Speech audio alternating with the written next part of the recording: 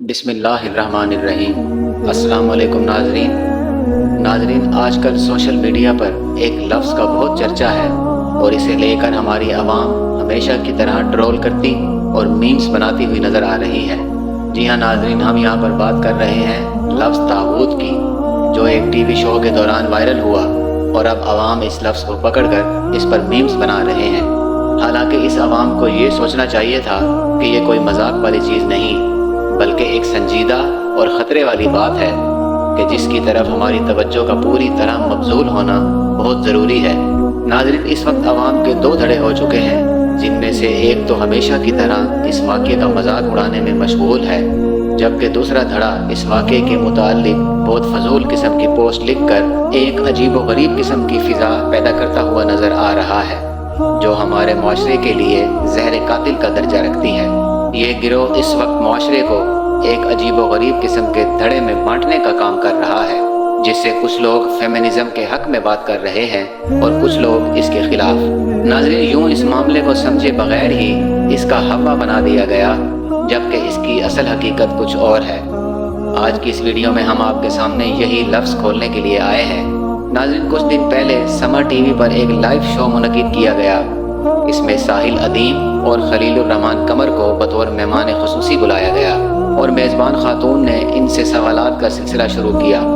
इस शो का थीम पाकिस्तानी औरतों को इस्लाम में दिए गए हकूक़ था, जिससे अंदाज़ा किया जा सकता है कि इस शो में इस्लाम के रिलेटेड ही बात की जाएगी, ताकि इन तमाम हकूक़ पर बात की जा सके जो इस्लाम ने ख़वातीन को अता किए हैं। इस मौजू पर बात करते हुए साहिल अदीम, जो एक बहुत बड़े मजहबी स्कॉलर और सोशल मौजू पर बात करने के माहिर समझे जाते हैं, उन्होंने एक मुतनाज़ बात कह दी। उनका कहना था कि अगर हम पाकिस्तानी माशरे की बात करें तो यहाँ पर 50% से ज़्यादा मर्द मुकम्मल तौर पर जाहिल हैं, जबकि अगर हम औरतों की बात करें तो औरतें 95% से भी ज़्यादा इस्लामी कवानीन और इस्लामी इस्लाहात के बारे में जहालत का शिकार हैं। इस बारे में दलील देते हुए उनका कहना था कि औरतें ज़्यादातर मेकअप, टिकटॉक, खाने की रेसिपीज़ और दीगर इस तरह के कामों में उलझी रहती हैं और इस्लाम की तरफ कोई तवज्जो नहीं करती।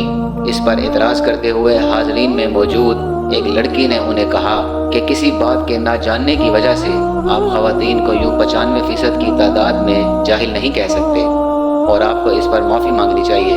नाज़रीन, उस लड़की की बात पर साहिल अदीम ने जो जवाब दिया वो आप सुन सकते हैं। तो जाहिल कहा, बेटा जाहिल को जाहिल कहना इस्लाम में पहला फर्ज है। इस्लाम का सबसे बड़ा गुनाह क्या है?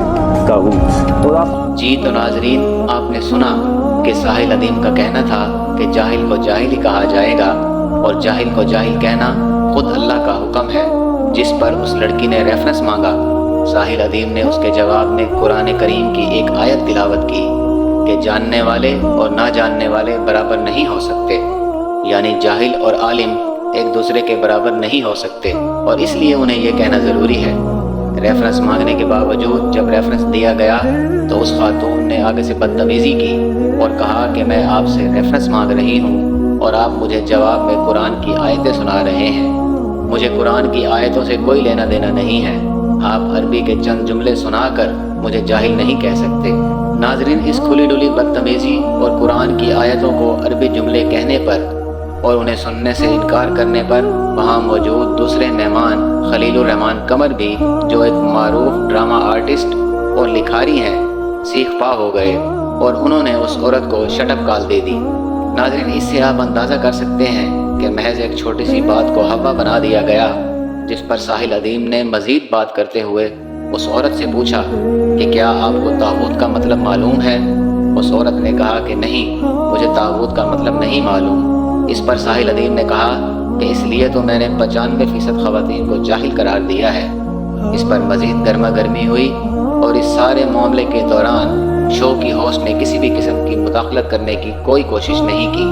नाज़रीन, इससे साफ अंदाज़ा किया जा सकता है कि ये प्री प्लान मंसूबा था ताकि इस शो की रेटिंग को बढ़ाने के लिए ये हरकत की जाए और साहिल अदीम और खलीलुर रहमान कमर को बिला वजह ज़िद के ज़रिए गुस्सा दिलाया जाए, ताकि उनके खिलाफ बाद में कैंपेन चलाई जा सके। बाद में ये बात साबित भी हो गई और ये मालूम हुआ कि सवालात करने वाली वो औरत दरअसल समर टीवी की मुलाजमा थी और اور اسے خصوصی طور پر یہی ٹاسک دے کر بٹھایا گیا تھا۔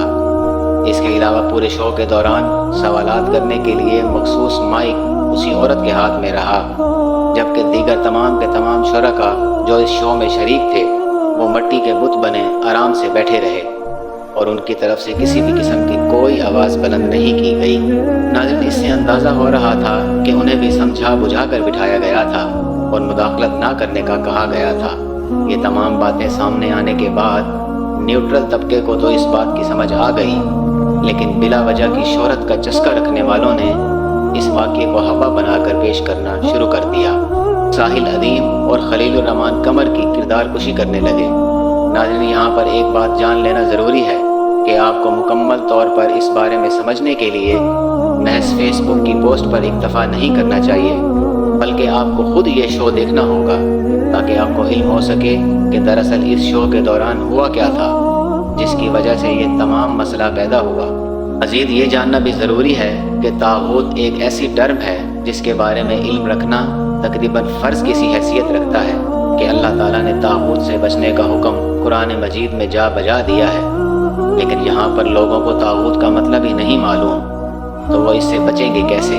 ناظرین، اس سلسلے میں ہم یہ نہیں کہیں گے کہ فیس بک پر موجود تمام کی تمام پوسٹ غلط ہیں، بلکہ بہت ساری پوسٹ ایسی بھی نظر آ رہی ہیں جن میں طاغوت کے مطلب پر بحث کی گئی ہے اور طاغوت کا مطلب عوام کو سمجھانے کی کوشش کی جا رہی ہے۔ ناظرین، طاغوت ایسے شخص یا طاقت کو کہا جاتا ہے جو اللہ تعالیٰ کے مقابلے میں سرکشی کی حد تک چلا جائے، اور یہ سرکشی محض اللہ کے احکامات نہ ماننے اور اسے رب تسلیم نہ کرنے کی حد تک محدود نہ رہے، بلکہ وہ شخص یا وہ طاقت اپنے آپ کو رب کہلوانے پر ضد کرنے لگے اور لوگ اسے رب مانیں اور اس کی پوجا کریں، اور یوں وہ رب کے مقابلے میں کھڑا ہو جائے۔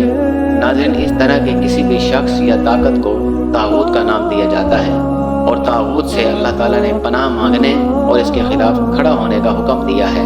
یعنی یہ ایک انتہائی بیسک سی چیز ہے کہ جو بھی چیز اللہ تعالیٰ کے مقابلے میں لوگوں کے سامنے کھڑی ہوگی اس کا رد کیا جائے گا اور اسے طاغوت قرار دیا جائے گا۔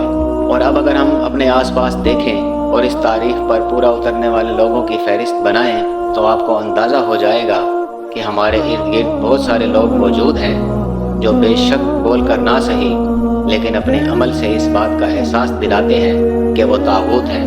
اسی طرح سے جدید جمہوری سسٹم کے بارے میں بھی یہ کہا جا سکتا ہے کہ یہ بھی طاغوتی سسٹم ہے، اور اس میں اعلیٰ منصب پر بیٹھے ہوئے لوگ زبانی کلامی نہ صحیح لیکن عملی طور پر طاغوتی کا کردار ادا کرتے ہیں اور معاشرے کو اپنی زنجیروں میں جکڑ کر رکھتے ہیں۔ یہ ایک انتہائی بنیادی چیز ہے جس کا علم ہونا ہر مسلمان کے لیے ضروری ہے، اور اسی وجہ سے ساحل ادیم کا یہ کہنا تھا کہ اس کا علم نہ رکھنا نیری جہالت میں شمار ہوتا ہے۔